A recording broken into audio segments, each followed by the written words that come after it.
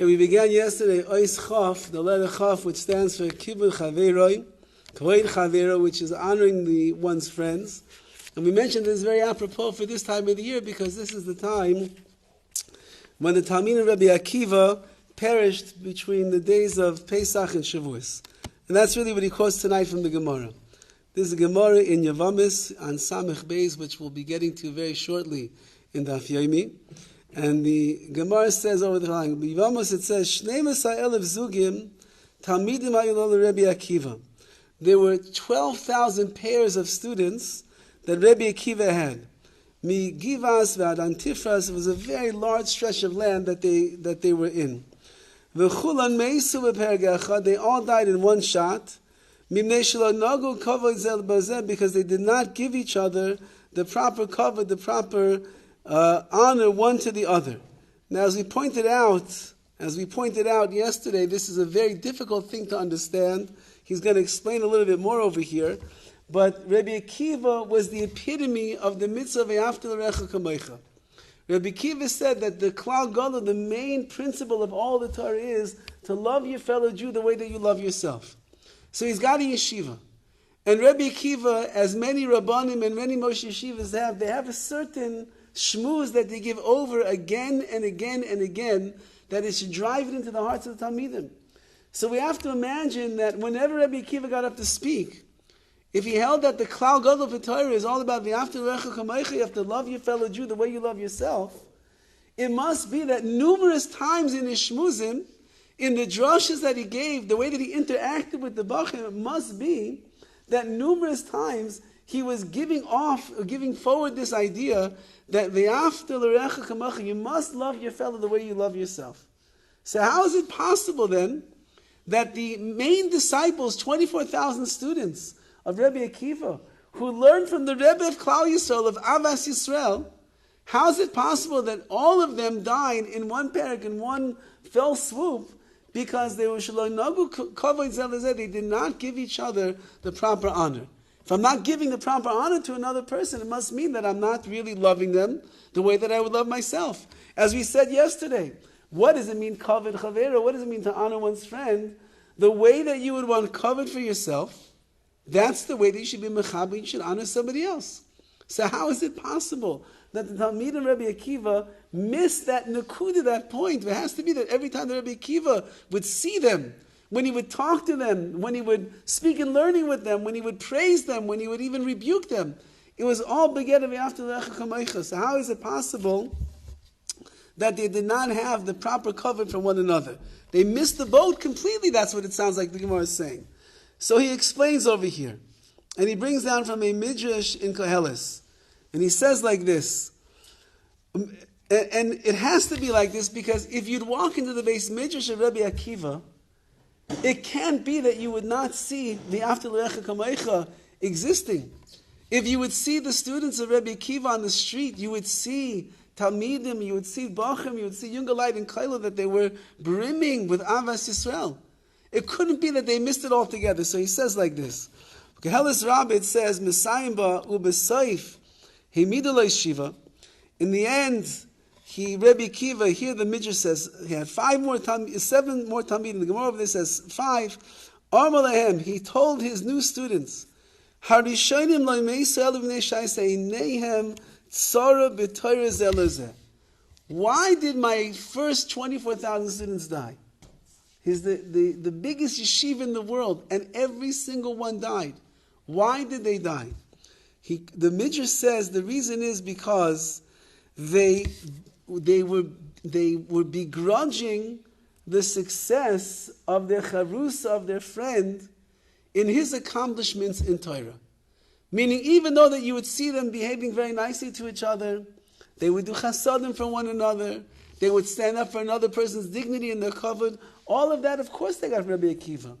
But deep down in the hearts of them, when they would see one of their friends get a good praise from the Rebbe, when they would see one of their friends figure out the kasha on the sugya, and the whole yeshiva would go crazy over his pshat, when they would see that they would be fighting through a sugya together, b'chavrusa, in the Beis HaMidrash, and I would hold one thing and my chavrusa would hold the other thing, and the other one, it turned out, was right and I was wrong, there was like a tsaras ayin, there was a begrudging eye, there was a narrowed look that they had of the other person.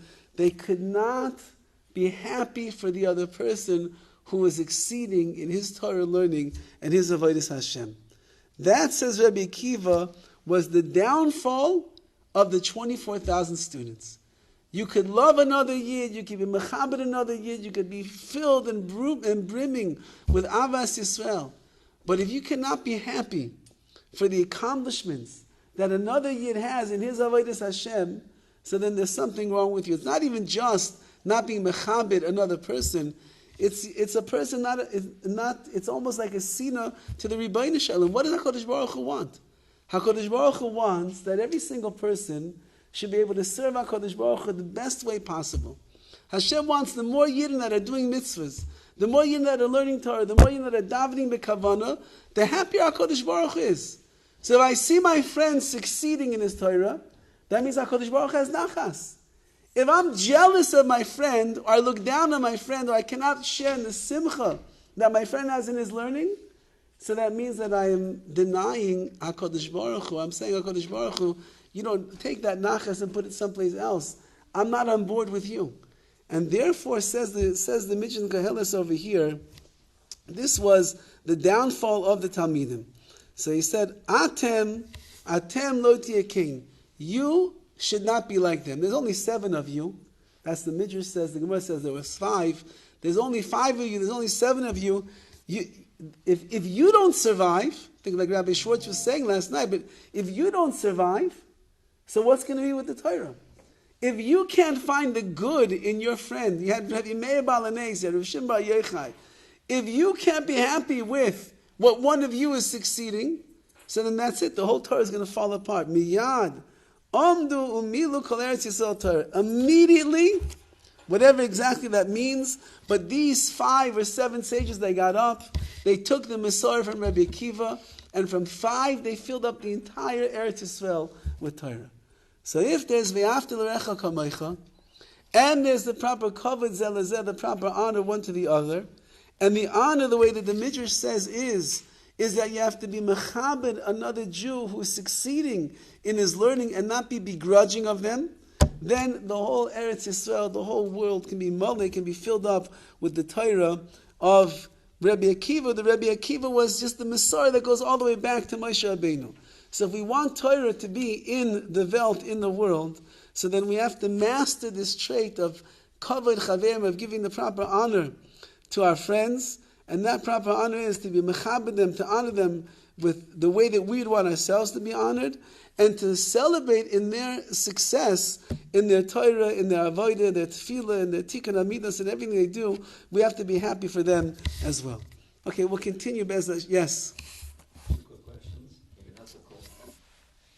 It says that the 24,000 stopped dying a lot more. Yes. Doesn't that suggest there's a whole lot more that continue to live? The reason they stopped dying because there was nobody else to die. Good answer. Second thing, more depressing. This is one of the greatest Rosh Yeshivas ever, Rabbi Akiva. Yeah. I don't understand that he's got 5 or 6 guys that are rebel rousers. You have 24,000 students that aren't doing the Hafta L'Recha Kamocha. No, again, it's on there. That's why the Midrash is searching for where is it that they were not succeeding in this area. So it's not saying that they were missing the Hafta L'Recha Kamocha. They were masters in that. They helped each other. They took care of each other. They loved each other. There was one nakuda. There was one thing that wasn't going into their hearts, and that was learning how to be happy for somebody else's success. If you can't be happy for somebody else's success, that's not Torah. We know when it says that Klal Yisrael came to Har Sinai, v'yachanu, they all came together by Har Sinai. They came together ki'ish echad u'belevecha, like one person, like one heart. All the hearts has to be together for Klal Yisrael to be makabel the Torah.